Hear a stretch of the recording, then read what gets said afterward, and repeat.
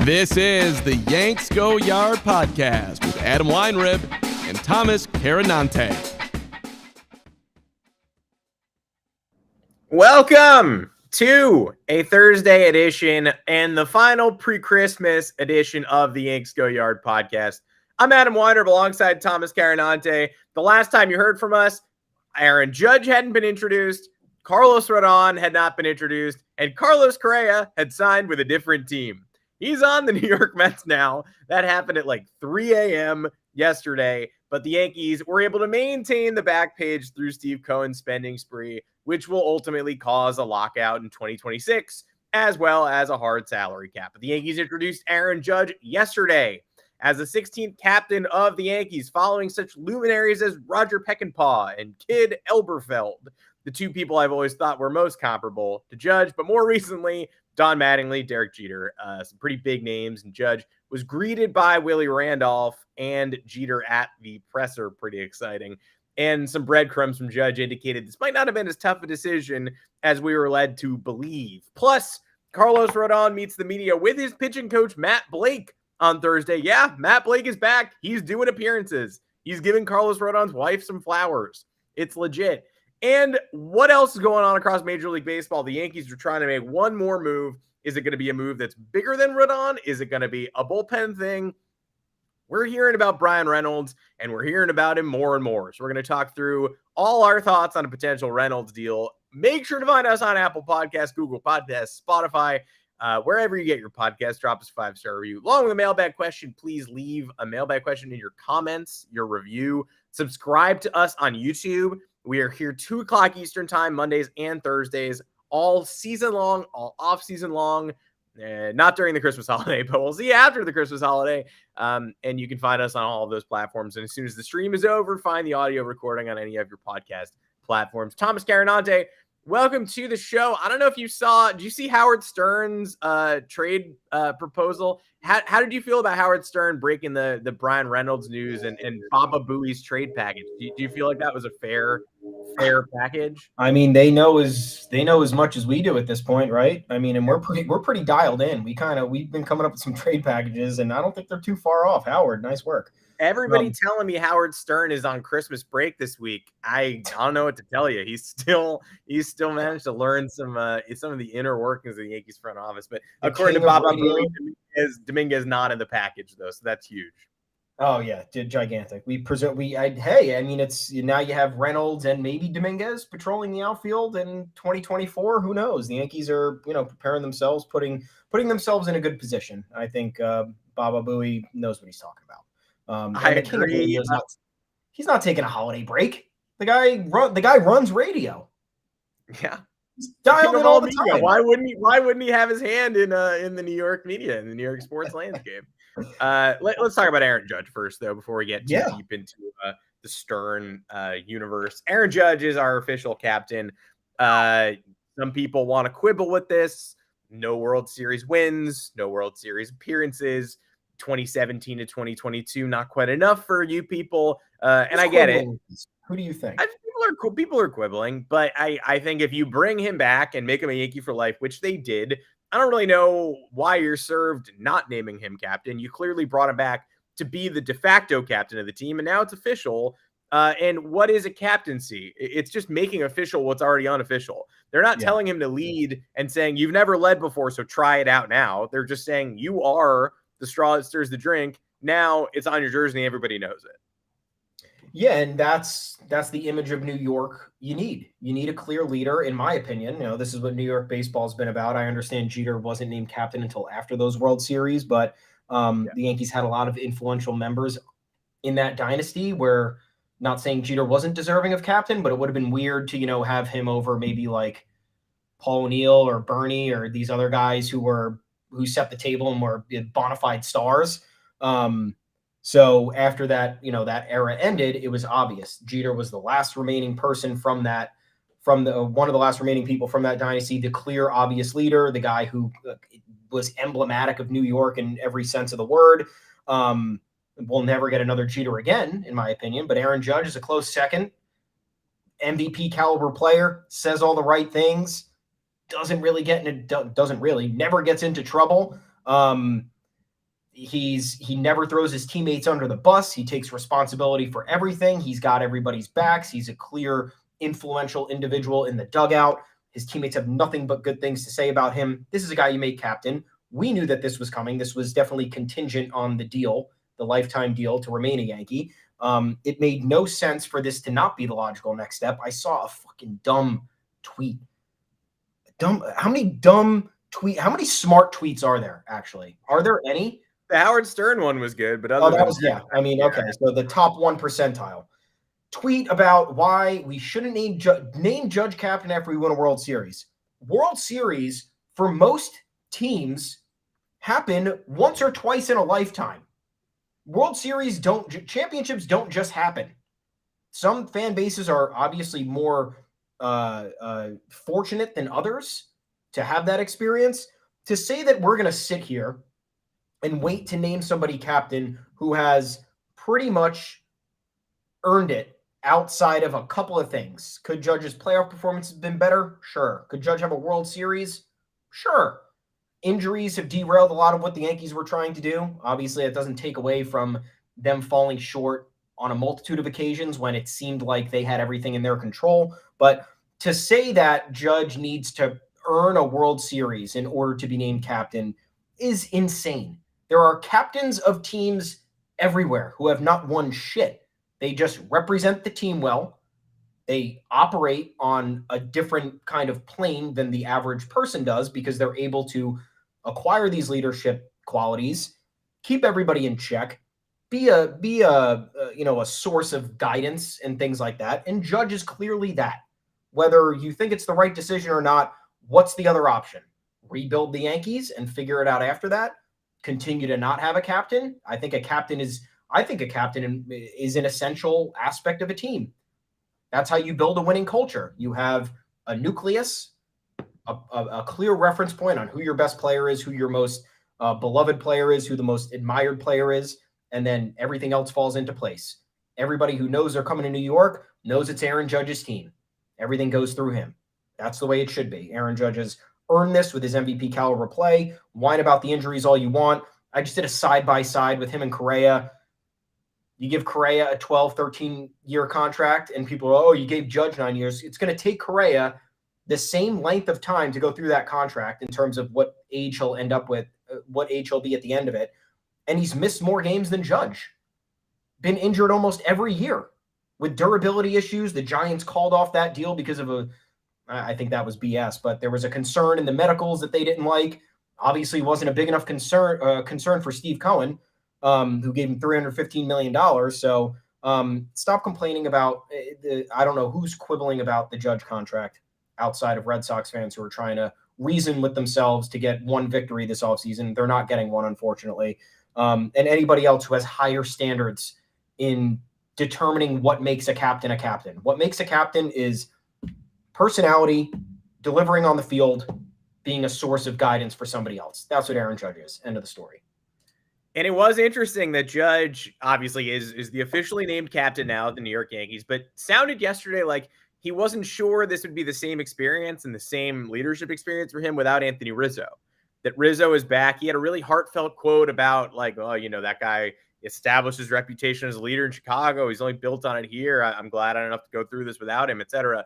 So he's sort of got a right-hand man too. Like we've named a singular captain. They were never going to name 1.5-year Yankee Anthony Rizzo as the official captain of the team. We don't do two captains at once.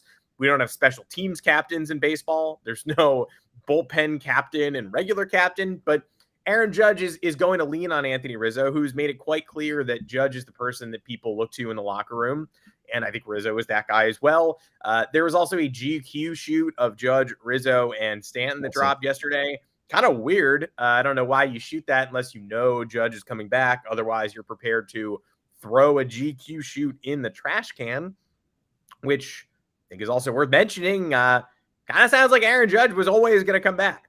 And it's easy to trick yourself during the free agency process and say he's really considering the Giants. He's really considering the Padres, XYZ. We all know his agents played this so well, but now we know that the Giants can't seem to find anybody to take their money. There's something rotten going on there. The Correa thing, A disagreement on the physical is a nice diplomatic way to put it. But according to everybody, Correa was dressed, ready for the press conference yesterday. They didn't sense any hesitance or reluctance. And then they expressed concern over an injury from when he was 19, like an ankle injury from the minor leagues, derailed a $350 million Carlos Correa deal as the last resort of an offseason where you thought you were getting Judge, you thought you were getting Carlos Rodon, and then you thought you were getting one of the top shortstops. You now get nothing because you were concerned about an injury from when Correa was 19. Not even the back issues that have kept him out. Not even the massage injury, aka the sex injury. Like, you're nervous. Yeah, Correa may or may not have had a bone broken via I'm not the first one to say that. But it was some old ankle issue. Like, what a strange thing to bring up. And so Judge said something in his press conference yesterday about like the free agency experience was really rewarding or something, like a real dig at the process that sounded like he never said, the Giants pushed and I was really torn and I was, having sleepless nights. He was just like, yeah, that was a good lesson for me. I enjoyed that. And now I'm a Yankee for life. And Hal Steinbrenner said, I never treated you like a free agent. I treated you like a Yankee. Judge said in the aftermath of the press conference, Michael Kay asked him about the breadcrumbs he was leaving, kissing the logo on the jersey, wearing the New York or Nowhere sweatshirt. And he said, I wasn't leaving you breadcrumbs. I was leaving you the whole loaf. So when Judge said it, also, you don't have to be a reader of clues to figure that one out, because Judge, right after he didn't agree to the extension before opening day, said, I'd like to be a Yankee for life. So it's not like he was like, ooh, New York or Nowhere. Does that mean he doesn't want to go anywhere? It's like he said, using his mouth and words, I want to be a Yankee for life. Now, was everybody right to twist themselves in knots? Yeah. I mean, John Heyman tweeted he was going to the Giants. So it's not like people were wrong to panic. But I panicked 7 minutes, 7 crazy minutes. And then even after the 7 minutes were over, I went to bed thinking I'm going to wake up and he's going to leave, because why would anybody tweet that if it wasn't close? Yeah. If it wasn't basically reality. But Judge apparently all along knew what he wanted. And so when Hal Steinbrenner called him from Italy and said, do you want to be a Yankee? Because I'll make this happen. He said yes. And I think he never wavered on that. And we know that because the Padres offered him $414 million. And we know that because of the pride he took in being named captain yesterday. And Aaron Boone said, the time where you didn't have Judge, you kind of felt like when you lose your keys and your wallet and your iPad. He said iPad. Like most of us use phones before iPad, but sure. And you lose your iPad, and then somebody comes to you the next day at the hotel and he goes, here are these for you. And that's definitely an apt metaphor. Boone is as happy as the last couple of days. But there may have been that moment for the rest of us, and for Boone and for Hal in Italy meeting with the Pope. But for Judge, it doesn't seem like there was that moment. It seemed like he always knew where he wanted to be. And the team, I think we were a little worried they might get silly with it and read the tweets and be like, you haven't won a World Series yet. Might need to wait a couple more years to be captain. But as soon as somebody tweeted that Willie Randolph was there, it was like, oh, they're going to do it. Then Jeter's there. Mattingly, I guess, with the Toronto Blue Jays now, can't make the trip. Roger Peckinpah is dead. But other than that, they were able to collect the captains and put on a pretty good spectacle yesterday. Imagine of all the times for them to read the tweets, they're reading it for like the most important decision they have to make in recent history, instead of reading some of the tweets about some bad trades that have been made over the last 4 years. Maybe get some clue there.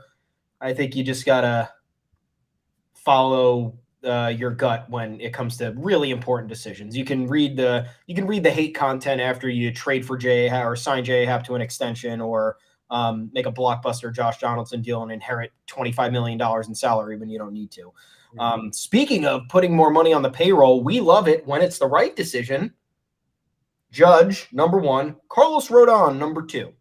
He's officially a New York Yankee, which Judge mentioned during his presser, which we were unsure of if that was allowed. In the world of Carlos Correa, I was like, this better happen. Better go on as scheduled. Like, we just don't know. You have Correa bounce in the middle of the night, go to the Mets. And then Judge is like, yeah, we got Rodon. We got more moves coming. So going back to Judge for a second, the captain gets named captain immediately, whether it was direct or indirect. kind of applied pressure to the Yankees, right? He's like, well, we got Rodon, we needed to make an impact move, and now some other moves might be coming. And it's like, are other moves actually coming, or are you just saying this now to have them poop their pants to make more moves? We don't know, but he was happy to see Rodon. He described him as a bulldog, which I think is the absolute perfect description. You saw Rodon take the podium today, unbuttoned jersey, clean shaven guy, just looks like he's ready to kick your ass. I absolutely love the vibes from him. He's here. It feels, it feels good. I don't want to get too crazy in my descriptors or my optimism, but there's a different energy right now. You get back-to-back really positive press conferences. Judge is returning. Carlos Rodon's here. We got to say goodbye to a few Yankees in a second because we had a couple of departures, but this has some of the best free agent vibes in recent memory. And I know Judge was retained, but getting a guy like Rodon, whether or not you are optimistic about his long-term view, is a move that the Yankees are making because they are saying we want to win now. We have watched back-to-back Cy Young caliber seasons from Rodon, and the Yankees, whether or not they believe if the 4th, 5th, or 6th years are going to pan out on this deal, they have a belief that years 1 and 2, or 1 through 3 are going to be dominant enough to say we're going to bring a World Series back to New York. And we're going to do it while Aaron Judge is in the prime of his career, and we're going to maximize these years as best we can. And guess what? All the other stuff you're hearing about potential big moves on the way, Aaron Judge is going to tell you at the press conference. You're going to hear some stuff from Jack Curry. Someone's going to mention Brian Reynolds, whether that's true or not. Either way, I like the direction we're going in. And I know this is off topic, but I love the New York baseball scene right now. I don't like Carlos Correa. I like that he went to the Mets. This is fun. Steve Cohen's outspending the Yankees, and that's fine. I feel nothing bad about that. I think it's a good time. I think that it's two heavyweights just going at it, trying to be the best they could possibly be in the biggest market in the entire world.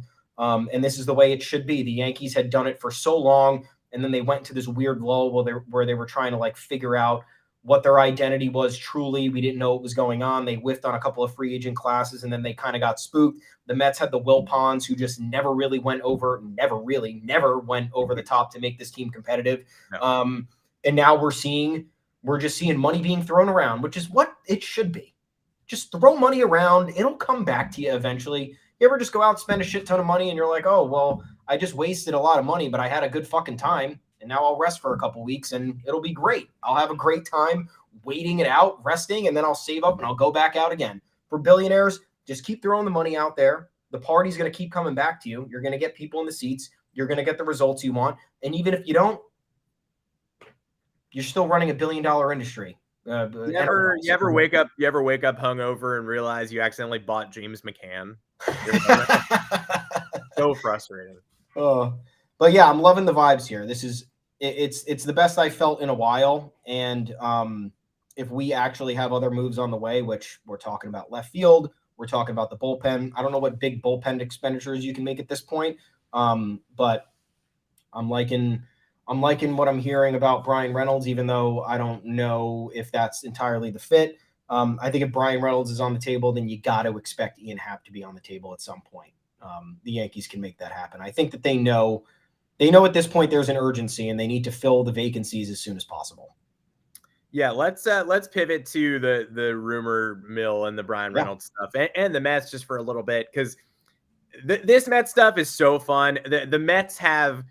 I saw. You want to talk about dumb tweets again? The Howard Stern division of dumb tweets and people saying, Judge needs to win a World Series. I actually saw somebody yesterday saying they're so sick of being outbid, always being outbid by the Mets. Always. It's been 1 year. It's been 1 year. The Mets had a $50 million budget prior to this. The Mets have not been doing this ever. So any Yankee fan who wants to complain about this has to be a kid, because we did this. Yeah, it's all children. We did this in the early 2000s. It worked once. We ruined our championship core by adding these ridiculous, chunky, thick expenditures. Jason Giambi, Mike Messina, Kevin Brown, like Gary Sheffield trade. These were the worst years of Yankee baseball. They resulted in the biggest playoff choke in baseball history. And that leads me to the Mets are doing it, right? They're outspending everybody by $100 million. This is a new stratosphere. Nothing is stopping them from doing anything. That's the most inspiring part, that they're clearing out salary like James McCann, and they're looking to trade Eduardo Escobar, but they don't even really have to be doing that because they're willing to put $26 million of Carlos Correa's money on top of what they've already spent just to do it. And that's wonderful. But guess what? The target is on your back. Yeah. Nobody else's. The Houston Astros are the World Series champions, and they don't have as much pressure to win next year as you do. The New York Yankees are the New York Yankees, and they don't have as much pressure to win next year as you do. You won 101 games this year. You only discernibly got better when you signed Correa, because Verlander is more durable than DeGrom, but not better. And DeGrom was in that playoff series, so no real gain there. Senga is better than Chris Bassett, I think, but I don't really know what he is. Might be. Correa is a huge addition on the left side of the infield. The bottom of the lineup, still kind of weak. Mark Canha, Tomas Nido, Starling Marte got hurt last year. I'm not sure how much better the Mets are than they were last year. I just know that this very, very good and very expensive Mets team needs to get better breaks than they had last year. They can't have Scherzer and DeGrom, Scherzer and Verlander show up small at the end of the year. Correa needs to stay healthy, and they need to win the World Series, because if they don't, they are going to get clowned on to an historic degree. And I'm not sure if Met fans are ready for that, because Met fans have been doing that to Yankee fans for decades. For whatever reason, I don't know. KFC Barstool, his first thought after the Mets signed Correa was the Yankees. Congrats to you. The Yankees are not playing in your stratosphere right now. They're not. They should be. So many owners should be, but they're not. The Padres and the Mets are the two teams doing this dance. And good for the Mets, but the pressure is going to drop on you when this will be the most important postseason of your lives to date. You are not the Mets anymore. You are the designed favorites by leaps and bounds. Yeah. And I'm not sure your team is that good. Yeah, I don't even I go back and forth on this, because you do look at the shifts, I guess, the Mets made, the players that left and the new players that are coming in, and you're like, did they really get that much better? I'm not sure, but in the end, you don't need an all-star at every position. You need durability. You need guys who come through in the clutch. You need a decent amount of depth, and you need luck. You need to stay healthy. You need to have the ball bouncing your way, especially towards the end of the season, which the Mets did not have this year, losing the division down the stretch and then faltering to a hot Padres team at the time. So there are so many other factors that go into actually winning. I don't think it matters that the Mets may not have entirely gotten that much better. I think a renewed sense of energy is kind of the key here. You look at the Yankees, right? If they had just brought back Aaron Judge, not only is that team not good enough, but the vibe check is bad among the fans. The fans are sitting there and they're like, well, this is good, but this is also not what we need. This is not enough. We've seen it not be enough for now 5 years. So we got to do something. For the Mets, I think you make a couple of changes where you're losing DeGrom. I think did Mets fans know? Any Mets fans here in the chat? Let us know. I felt like you guys were losing DeGrom. He was standoffish about so many things. He ran away from the media 2 years ago when they asked him about his arm. He never really opened up to the media in general. Very monotone, reserved guy. And I thought, I had a feeling that, DeGrom leaves, the Mets will figure it out. Whether it was with a long-term deal with a starting pitcher or whether it was a short-term deal. I didn't think it mattered. And for the remainder of the roster, it was like, you just need to get somebody in at third base. That was like, they were talking Devers. They were talking, is Manny going to opt out? That could be our guy for next year. They end up getting Correa, which is awesome. They retain Nimmo. People are saying, oh, this is way too expensive. it's whatever, dude. The guy plays good defense. He gets on base. Maybe he's not the best player of all time. This is what the market costs now. People are talking about, oh, it's insane. He's getting paid $20 million a year. The Mets don't care. Most teams don't need to care. You retain the continuity that that you've established with guys like Nimmo, Pete Alonso, Francisco Lindor, Jeff McNeil, and then you add a couple of go-getters out there. You get two former Astros that won a World Series together in Verlander and Correa. You get one of the best Japanese pitchers on a 5-year deal. That's favorable. You patch up things with the bullpen. You keep Edwin Diaz as continuity in the back end. I don't think, and same breath with the Yankees, I don't think that there needs to be alterations beyond comprehension. I still will sit here and say, I don't think the Yankees need to make a Brian Reynolds trade. I just don't. I think that they can fill that void with someone like AJ Pollock, and you just bring in a different dimension. You get another veteran, you get a guy who kind of kicks ass when he's protected in the lineup, and it changes the complexion of things. The Mets changed the complexion. The Mets made people forget, in my opinion, about DeGrom leaving, about, other deficiencies they may have had last year. The Yankees are also doing the same thing. They're making people forget that this roster is flawed, right? This roster still is very flawed, but you watch a guy like Aroldis Chapman, he's gone. That's a win for the Yankees. Well, we hope he's gone. We hope he's gone. We hope he's gone. The market is next to nothing at this point, but he's got to be gone. You get some of these losses and you replace them with guys who clearly have a will to win. Carlos Rodon. The guy is a maniac when he's on the mound. That is the energy you need.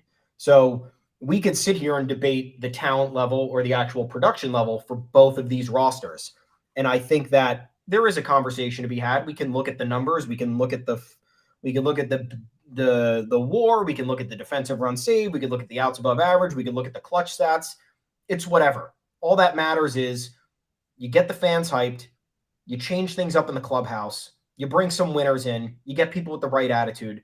That's all that matters. Stuff will eventually fall into place and things will go your way. So either way, regardless of if the Yankees actually got better or the Mets actually got better, I don't even care. I just love that we're seeing some spending. I love that we're seeing a renewed sense of hope surrounding two teams that, quite frankly, disappointed last year, whether you think the Yankees actually did or not, even though they weren't the better team than the Astros. And while the rivals, right, the Braves lost to Dansby Swanson, you look at your other rivals, how many off seasons in a row did the Yankees say, oh, our AL rivals are getting worse. Correa's leaving. The Rays are losing a bunch of guys. We'll hang out and wait for things to happen. The Braves actively got worse.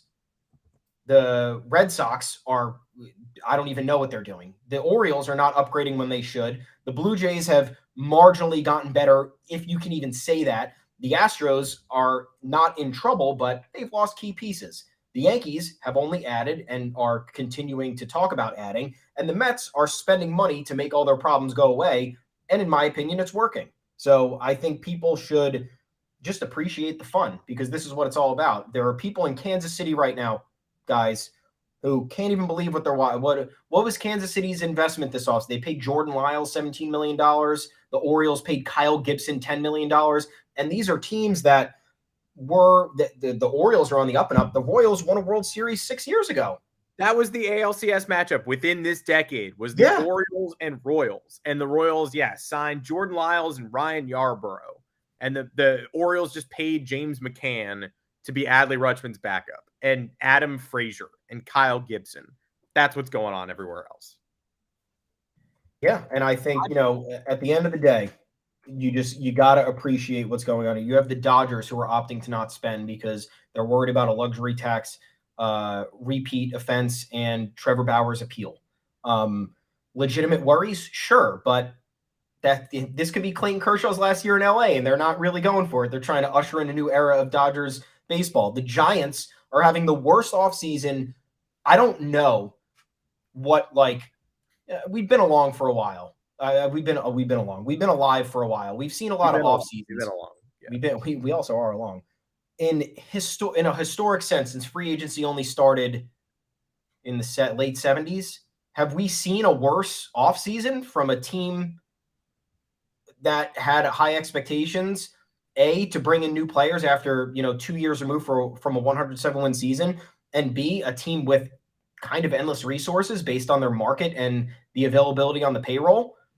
You just got to be appreciative that, teams like the Yankees and Mets are waking up and they realize, like, you know what, whether we're putting pressure on ourselves or not, we're going to go for it. And if putting pressure on ourselves ends up doing us in, then you know what, we tried everything we could. What's the other option? Try to keep the spotlight off you. The Red Sox consistently try to do that. The Red Sox love playing the underdog, trying to keep the spotlight off them. That's not a sustainable model. That's like lucking into a bunch of guys overachieving what they're capable of and, hitting home runs on low key trade acquisitions or homegrown talent that wasn't expected to blow up as much as they did. So you have the resources to do it. You got to do it, and you got to have good energy. And then you get good energy, the vibes come, the universe makes it all work. I don't know. Let's get into astrology. Rodon is the culture changer for me. He's a man of few words. He got up there on the podium today and basically, looked relatively uncomfortable, but then delivered a great speech. He also thanked his parents for birthing him, which iconic.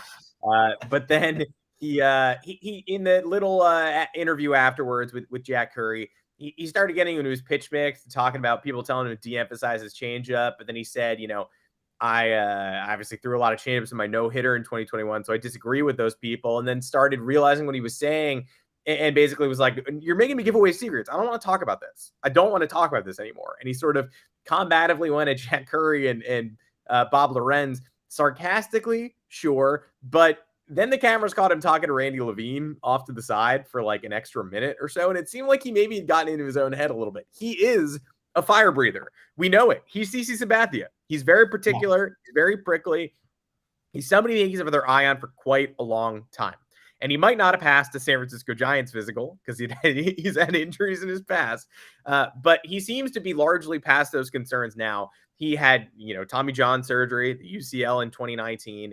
He fights back. He gets his innings capped in 2021, coming back in the first full year after that. He starts to get that tired arm down the stretch. He throws a full year last year. I mean, if you can keep him at 170, 180 innings, I think he'll be great. Obviously, the Yankees have to do a little preparing for Rodon to pitch in the playoffs this year. Hopefully, one would hope, as the Red Sox get worse and the Orioles refuse to spend and the Toronto Blue Jays continue to they're still showing us trailers for that movie. I haven't seen the movie yet, but I don't know. Cuts. I don't know what that movie is. Is it Avengers Endgame or is it like The Fablemans? Is it just like a 2.5 hour tearjerker or is it like an action movie? I don't really know. But the division is worse. The Yankees are better. And Carlos Rodon is the literal definition of what they've lacked. So I think there were alternatives and there are alternatives for Brian Reynolds. I think waiting for Ian Happ is a great one. I think the left fielder of the future may come to you. I don't want to start the year with Oswaldo Cabrera as my left fielder, but there was no alternative to Carlos Rodon. You had to close this deal, and they closed it and got him out to the podium. Randy Levine and his fucked up glasses introduced him today. Hal Steinbrenner had to leave and go to Florida for some reason, couldn't make it. I hope that was a legitimate reason. I think it probably was because Hal Steinbrenner's proven over the last couple of weeks how much he cares about this team. Now he's done not a 180, but like a 140. And so I don't think he would just go home and be like, I'm not doing the Rodon press conference. I'm sure there was a reason for that. Randy Levine is a bit of a goofball, but Rodon got up there, cut through his press conference. Again, thanked his parents for birthing him, which I do want to mention a second time, and handled it perfectly. I can't wait to see him be the number 2 in this rotation. But let's talk about our Reynolds packages. Yeah. Because please. I think this is constantly evolving. And at this hour, no matter what Howard Stern says, I don't think the Yankees are getting Brian Reynolds. I don't, because it does keep evolving. And it's almost John Morosi today is being fed something. Somebody is feeding him, either the agents or the Pirates. Because this morning he tried to say that the Pirates prefer pitching. And he said, one obstacle to a trade, Yankees among the teams in contact. One obstacle to a trade is that Pittsburgh prefers starting pitchers to headline the return, and top end of Yankee system is deeper in position players. Then people kept speculating about the Yankees. And I think whoever told John Morosi to say that was like, you didn't do a strong enough job making that really obvious, man. So he came back at it during this podcast and said, if the Pirates trade Brian Reynolds this offseason, they're looking for at least one top starting pitcher to headline the package, such as Bobby Miller, Dodgers, or Ricky Tiedemann, Blue Jays, both of whom rank among the top 40 prospects in MLB per MLB Pipeline. The Yankees straight up do not have a pitching prospect in the top 40 of MLB Pipeline's list. Even I'm going to bemoan trading people for Frankie Montas and Scott Effross. Getting rid of Hayden Wesneski and JP Sears and Ken Waldichuk and Luis Medina and thinning out the top part of your farm system pitching wise. It bugs me for sure, and it makes this more difficult. But even Ken Waldichuk is number 67 on that list. The other guys not mentioned. So even Waldichuk is he's not Ricky Tiedemann and he's not Bobby Miller in the eyes of prognosticators. So I don't think the Yankees are getting this done without involving a third team. I'm looking at the Miami Marlins, who want Gleyber Torres, who have 2 top 45 pitching prospects. They got Yuri Perez in the top 10. He's probably untouchable. What about Max Meyer? He's their number 2. He's in MLB Pipeline's top 45. Without doing something kooky like that, I don't think the Yankees have the ammo to get this done, because a lot of people convince themselves, all right, well, we don't have that top-end pitching, but surely they're going to want Oswald Peraza. He's major league ready, and so is Austin Wells. Maybe they'll bite on Luis Gil and Will Warren. John Morosi is saying they won't. So I don't think they get this done without a third team, but I wonder what your thoughts are. I don't think this is feasible. I think it's the Yankees have gotten the better of the Pirates in recent seasons. That's objective, and I know that that's probably feeding into the process here. On top of that, Reynolds is the greatest asset that they are going to trade since I don't even know. I can't think of a team such as the Pirates who are in the situation that they're in, trading a cost-controlled asset with 3 years remaining under the team control and getting an underwhelming package. Yeah, they traded McCutchen with only 1 year left of control, which makes sense. They did receive a pretty good package. Brian Reynolds from the Giants. Wow, I did not know that. Look at that, fucking factoids. Quickly, I just like to laugh at Dodgers fans because they mentioned Bobby Miller. There was a trade proposal going around. The perfect deal that'll make Dodgers fans absolutely love this Brian Reynolds trade. Michael Busch, Andy Pajes, and Ryan Pepio. That's not getting the fucking deal done, dude. No. You're talking about somebody who, and look, we can dissect how truly valuable Brian Reynolds is. You want him to play left field, folks? That is where he's the weakest defensively based on his entire profile. He's played the second most games in left field. He has the worst fielding percentage. He's made 5 errors in 134 games. Is that necessarily bad? No, but he's a center fielder. That's where he's played over 300 of his Major League Baseball games, 99.4 fielding percentage there. The defensive metrics don't really check out. Negative 16 DRS and only 4 outs above average over his career there. So I don't know. I watched the guy. He's athletic. I feel like he covers a lot of ground. He is a switch hitter, which certainly helps.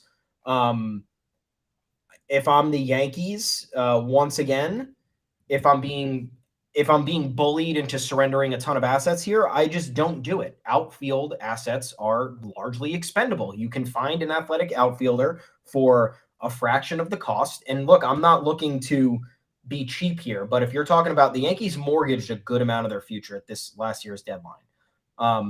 And part of that was necessary, whether it was 40-man guys or whether it was just guys blocked because of better talent in front of them. You got to make deals like that sometimes. You have to overpay a little bit, especially when you have the surplus. If you're looking at the next coming of Yankees players and the assets with what the Pirates are looking for, the Yankees cannot get a 1-for-1 deal done here. And if they can, you probably, based on what the Pirates are asking for, you got to include Anthony Volpe. And I don't even know if they want Anthony Volpe, but then you're talking about getting rid of the guy, the hometown guy who you think you can market for the next decade alongside Aaron Judge, which is going to make this team a true bona fide championship contender or whatever it is. So I think you're 1,000% right. This is going to take a third team in the mix. This is going to take the Yankees getting rid of maybe a major league asset to another team that's going to help them acquire pitching prospects that satiate the Pirates' needs. But do I do all that work for Brian Reynolds? I don't. And that's nothing against Brian Reynolds. It's just you can get a cheaper asset without the headache, without doing all these gymnastics for a left fielder. A left fielder, if we're talking we need a center fielder of the future because this team has failed to develop center fielders, or if we're talking about you need an ace because that's the final piece of your championship puzzle, then you know what? Fucking go for it. Do that. You need a shortstop because what you haven't had a capable shortstop that's been able to be a Gold Glove caliber fielder and somebody who can, be a 5-tool player on the offensive, on the offensive end as well. Then great. If you're talking about rounding out the roster and finishing off left field, and this is the amount of legwork that you're going to do to make it happen for a guy who's been, again, no offense to Brian Reynolds, been wasting away in Pittsburgh, obviously performing there in an all-star season in 2021, regressed in 2022, but still had a good year. It's just not, I'd rather a guy with a longer MLB history who you're going to get on a 1 or 2 year deal, who you could still leave the door open for maybe next year's free agency or a trade next year when things start to open up. He's not a necessity right now. And for the amount of time and resources he's going to cost, it's more of that's where you start getting the spotlight on you for unnecessary reasons. Right? The Yankees go out and they make this giant trade for Brian Reynolds, and then it's like, well, you spent all these assets, you bent over backwards to get it, so you better fucking win now. You want to talk about pressure? I think this heaps on the pressure in a bad way. That is exactly what I was going to say. Like all that talk that we just had about how the Mets are the number one team under the microscope right now. No new Yankee would ever be under the pressure that Brian Reynolds would be on to carry them over the finish line. And how many of you folks have watched Brian Reynolds on a daily basis? Like it's been beyond obvious what information people are consuming and picking and choosing in the Brian Reynolds chat. And it's also been obvious that none of that information is, watching 85 Pirates games last year. Some people are acting like Brian Reynolds is baseball's greatest player because of his 2021 season and his Savant page. And somebody called Brian Reynolds a 3-win player in our mentions. And it was like, so you just looked at his baseball reference from last year. Got it. Like that's not how this works. Nobody, GMs, Cashman, say what you will. I thought it was time to change the voice. And maybe I was right. Maybe I was wrong. I don't know. But Brian Cashman does not walk into discussions with the Pirates and go, Brian Reynolds is am I reading this right? 2.9 WAR player. Brian Reynolds, how do we value him? I don't know. We really love the player, but 145 games played last year, 542 at-bats, and a 262 average. Interesting. Like, there are scouts. There are consensuses reached. People are not making these trades based on Baseball Reference. They are not making these trades based on Savant. A lot more is going into this. And nobody knows how Pirates people value Yankees prospects. No one knows what prospects Pirates people value. It's fair to say that the Pirates have been getting walked over for the past several years. Like, that's fair, right? They just DFA'd both players they acquired in the Clay Holmes trade. The Jameson Tyone deal where we gave up Miguel Yajure and Roansy Contreras. Roansy posted an under 4 ERA last year. Yajure is on the Giants now. The other guys in that trade are not particularly impactful. Michael Escoto, who they picked out of the deep minors, and everybody, as soon as they got him, was like, oh man, the fourth piece in that trade is actually underrated. Hit 203 as a shortstop at low A last year. So the Pirates haven't been doing a lot of wonderful evaluating, and this package might look a little light. And it's everybody's inclination is to be like, oh, wow, the Pirates blew it again. Well, we don't know that. We don't know how they value these players. And we don't know that until it all pans out. That said, the Pirates have blown several of these in a row. The Pirates trade for Chris Archer is like the worst trade in the history of baseball. The Pirates, Joe Musgrove, Colin Moran for Garrett Cole trades, an awful trade. It's a different administration, but Ben Cherington's work has not exactly been inspirational either. So, it's possible this package ends up looking lighter than people think, but it's also quite likely it's going to take a tippy top prospect. It's going to hurt. And then Brian Reynolds is going to have to come in and immediately be a 6.5 WAR difference maker to make up for Aaron Judge's slight regression. If he can't get to 11 WAR next year, then you're going to hope he clocks in at 8 point something, and you're going to need Brian Reynolds to be like a 6.5. Otherwise, it's going to seem disappointing. People are setting themselves up for failure on this one. And again, the Mets have put the target on their back. Brian Reynolds getting traded to the Yankees would have a huge target on his back. Garrett Cole is lucky that he debuted in a season with no fans because that acquisition was right up there too. Brian Reynolds would be the Garrett Cole of this offseason. Yeah, I couldn't agree more. And even if the package does theoretically decrease, or at least if we're hearing that it's decreasing, it could just be a tactic by the Pirates to get more teams involved. So then they can start evaluating side by side talent. Okay, what are the Dodgers willing to offer? What are the Yankees willing to offer? Can we get a better package elsewhere? You get more bidders in, there's more pick of the litter. You can figure out how you're going to move on and get the best possible return for a player that I don't think they want to trade him, right? They don't want to. Why would you want to trade a good player? He's a good player. When you're trying to rebuild, you have Brian Hayes, O'Neal Cruz, Michael Chavis is now, I guess, the fucking man for them too. Is he even there? Did he resign? I don't know. I don't know. But either way, like, it's not. This is not how the Pirates do business. They keep the cost-controlled guys up until the very end. Maybe they trade them in before year 6. They don't trade a guy after year 3. It just doesn't work like that. I've never seen this on Google before, too. You type in Pirates roster, and it gives you O'Neal Cruz in big, bold black letters. So I'm sure that's a very helpful little SEO tactic, but it does make it look like O'Neal Cruz is the entirety of the Pirates roster. It's true. That is good. I mean, hey, they got to market the guy. He's the guy to market for sure. They just signed Austin Hedges. That's why they DFA'd Diego Castillo, who the Yankees traded for Clay Holmes. They just DFA'd Hoy Park. You already know who the Pirates' first baseman is. It's G-Man Choi. What a weird roster. They signed Carlos Santana this offseason. Cabrian, O'Neal Cruz, Vince Velasquez, Miguel Andujar, and left Miguel Andujar to start the year. It's a bad team, folks. It's not a good team. It's not a good team. And then for them to get rid of ostensibly their best player from a production standpoint, you could say O'Neal Cruz might be the most talented, but Brian Reynolds has the most results under his belt. It's just not realistic. And once again, Yankees fans are going to talk themselves into a pretzel. This is going to be the discourse. Oh yeah, we have to get Brian Reynolds now. Oh, how about this trade package that doesn't make any sense? This is just what's going to happen. You got to weather the storm. You got to stay strong. Okay. I'll tell you who's not going to be in this trade package. Domingo Germán. Get him out of your trade packages. He's 30 years old. He has 2 more years under control, and he was pretty good in 70 innings last year with terrible peripherals. He's not going to be involved. And I tweeted that he's not going to be involved, and the replies were like, well, yeah, not as a centerpiece, but like maybe as a 4th piece. No, he's not going to be involved. The Pittsburgh Pirates do not want Domingo Germán for Brian Reynolds. I cannot make this clearer.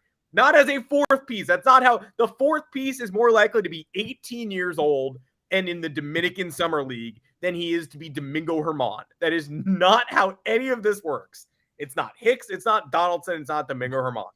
Nope. It's gonna take a lot of young talent. It might you even discussed potentially, like, if a push came to shove, like maybe Nestor Cortez. I don't want to do that. Yeah. I don't know about that. There are 3 years of control on Nestor. Yeah. And it doesn't line up with their window. Yeah. It doesn't line up with their window. That's the desperation move if they don't want any of these Yankees prospects and they say, okay, you want an all-star from last year, and then who knows if it opens their eyes. I think there's like a 15% chance of that happening. Probably less than 15, just because, I mean, again, the Pirates are trading Brian Reynolds partially because he asked out, but also because he's their premier asset. Yeah. He's on arbitration money. He's not on an extension.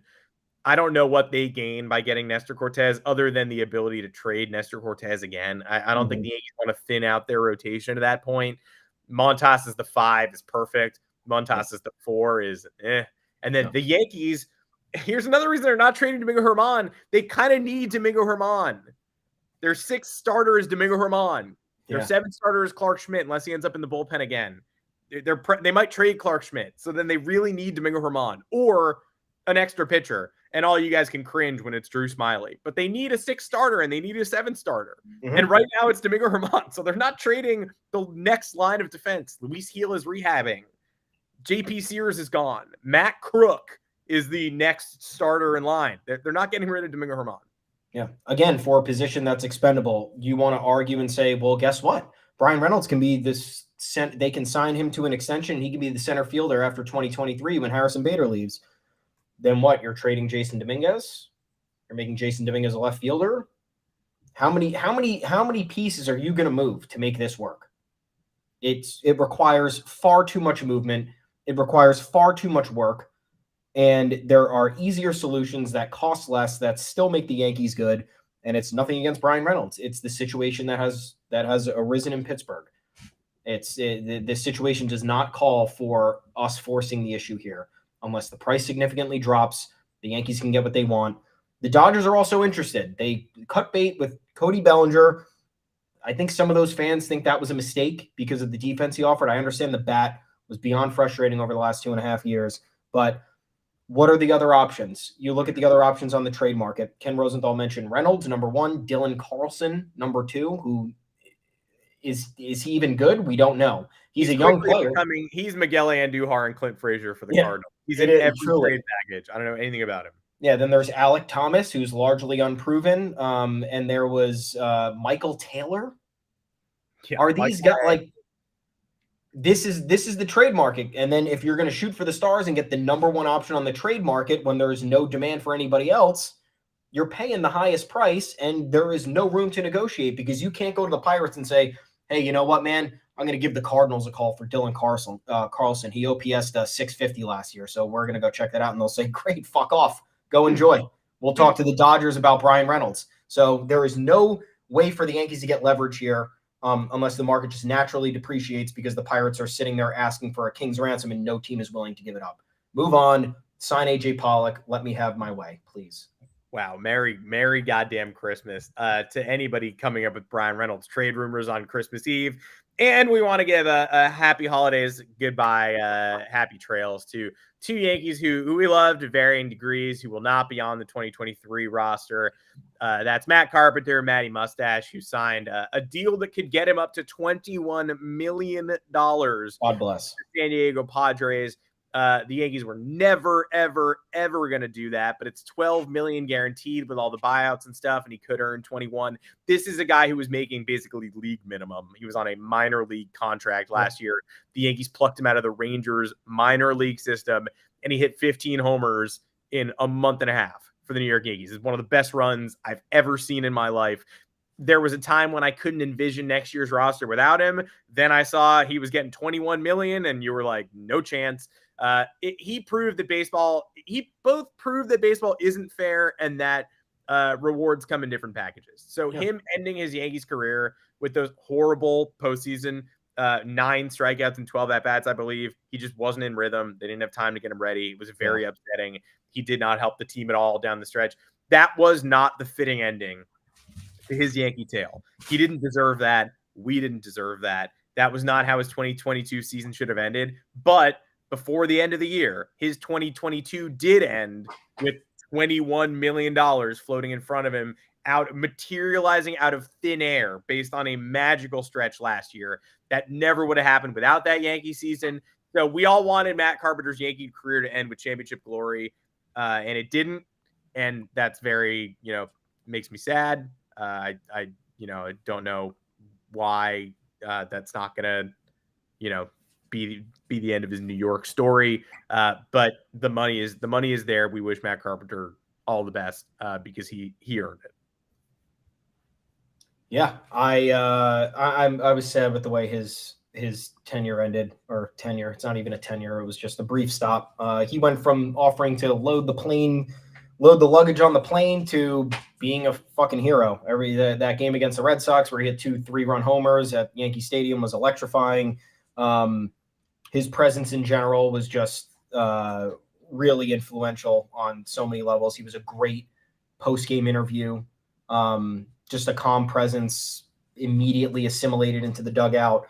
Was grateful for the opportunity for a guy who was an all-star from 2013 to 2018. He had an incredible 6-year run. He was one of the most impressive hitters in the league. Kind of saw his career fall by the wayside a little bit, was incredibly appreciative. And then, you have the postseason where it's like, why are you playing this guy? He's not ready. Why are you doing this to him, man? Come on. So that was upsetting for me, but hey, fuck it. $20 million he has the opportunity to make. He deserved that with that epic run that he put on. He was a very good source for the Yankees offense when they were kind of in the doldrums at that point. A little bit before and after the All-Star break. And then Lucas Licky, DFA'd yesterday in the corresponding move for Carlos Rodon. When we signed Licky, what was it, 2 off seasons ago? It was he had the coffee. Canely, actually, because What? we lost Junior Fernandez for Junior Rodon. Fernandez so farewell to Junior Fernandez. Yeah, how could we forget? Oh, yeah. Junior Fernandez this 2022 just did not end the way I thought it would. It proved that baseball is not fair. We missed out on Junior Fernandez's cutter. We did. We did a whole article on that. We were pumped about it, and now it's not happening. But Litke, when we signed him, he tweeted the picture of the coffee cup. He was a Yankees fan or something. What was the story behind that? Either way, it was good vibes. He signed. He was immediately excited. He was appreciative, and then he had a good Yankees career. Sub-3 ERA, low ones WHIP, struck out a ton of batters. Unfortunately, you look at the splits, not very good in high leverage situations. He wasn't exactly utilized as a true valuable reliever last year. I know you look at the stats and it might suggest otherwise, but you could tell every time Aaron Boone was bringing him in, it was mop-up duty, whether it was a blowout in either direction or he'd come in as like a fireman for 2 or 3 innings if the Yankees needed some help. Very rarely was he in that 7th or 8th inning situation where you badly needed an out. So I think the Yankees just cut their losses at that point. Again, I don't know why you would. He was making like $1 million this year and was still an asset. In some respect, you could use him to eat innings. You could use him to face lefties. I feel like there was a lot of options here. But then again, Judge is talking about making more moves. We need some bullpen help. Maybe we're freeing up some space as time goes on to fill the gaps there. But farewell. It was a good run with Lucas Licky. He outperformed. He was signed to a minor league deal, right? When he came on, it was nothing. Made the roster, had a good run. Goodbye to these 2 guys. I enjoyed their time. You're right. The high leverage was just not for Lucas Licky. He was the king of. He did some 3-inning saves last year. He handled the job when we needed it, and he was in the 100th percentile in hard hit percentage against, I believe, one of the literal best in baseball limiting hard contact. Yeah, not a high leverage pitcher. Kind of a miracle he survived for 1 year, let alone 2. But he survived for both of them, racked up, I think, close to 3 WAR in the 2 years. You cannot argue with the Lucas Licky signing, which is weirdly one of the most impressive of the last couple years in terms of providing surplus value. That said, that's sad. So let's hope some of the more recent signings end up providing more surplus value or more value in general than Lucas Licky's. But they're going to work out a trade for him, I'm pretty sure. The DFA, if Jeter Downs can get claimed, then someone's going to claim Lucas Licky's little salary. Anything's possible. Anything is possible. Jeter Downs is a Washington National. Shout out. That'll be a terrifying core in Washington. We see them in the 2034 AA championship series after MLB institutes relegation and the Nationals are sent down to the Eastern League and have to battle it out with the Erie Seawolves for the AA title. Jeter Downs will be a superstar at that point. That's it. That's it. This pre-Christmas holiday edition of the Yanks Go Yard podcast. Make sure to find us on all your podcast platforms, Apple Podcasts, Google Podcasts, Spotify, anywhere you get your podcast, anywhere podcasts are sold. Let us know where they're being sold so we can have a cut of that revenue, because as far as I know, most of them are free. This one's free. You can also find us live on YouTube, 2 o'clock Eastern time, Mondays and Thursdays. Monday, no go. We're going to be off. But Thursday, I think we should be back, probably. Yeah. We'll let you know if we won't be, but I think we will be. And hopefully the Yankees have some news before then. The trade market's been painfully slow. People hinted to Ken Rosenthal the other day that nothing was going to get done before the new year. That's an awful lot of time. That's another 10 days. So we'll see. Hopefully some action, though. We need to X-lax this offseason again. The free agent market is pretty much dead, but some work to do on the trade market. Maybe somebody signs Andrew Chafin. I'm just throwing darts at the wall. We had a lefty reliever article go up this morning, give you a primer through that. But until next time, I'm Adam Weiner. You can find me on Twitter at Adam Weiner. It's right below my head. Thomas Carinante, where can the people find you? I'm at Tommy's_takes. We are at the official Yanks Go Yard Twitter account at Yanks Go Yard FS. Yeah. Also at yanksgoyard.com. Our bylines are there. We got content scheduled through the holiday if you want to get away from your family. We know how high stress the holidays could be if you're bouncing around. If if your uncle's bothering you, if your mom's asking you for help in the kitchen, we've all been there. Head on over there with all the content we've got going up over the holidays. Have a happy holidays, regardless of what you're celebrating. It's a time to be happy and love everybody, man. Come on. Gotta love the Yankees, what they're doing right now. We gotta show our appreciation to Hal and Brian Cashman for the work they've done so far. And we gotta have the good vibes going into 2023. This is the start of a new year. So get your resolutions in line, get your attitude in check. We'll see you next week. And shout out to all our viewers and subscribers and listeners. You guys are the best. You guys are the reason for the podcast. And more of you are joining us every week. We ask you to hit that subscribe button. If you haven't, send it to your friends. If they haven't, help us grow this audience. But you guys are really showing up and showing out. We appreciate it. And this just in from Howard Stern. The Yankees actually are putting Domingo Germán in the trade, which I did not expect. Domingo is going to be a pretty big part of the package. Next up, Bruce Springsteen. We'll see y'all next Thursday. Let's get some trades done. Bye, everybody.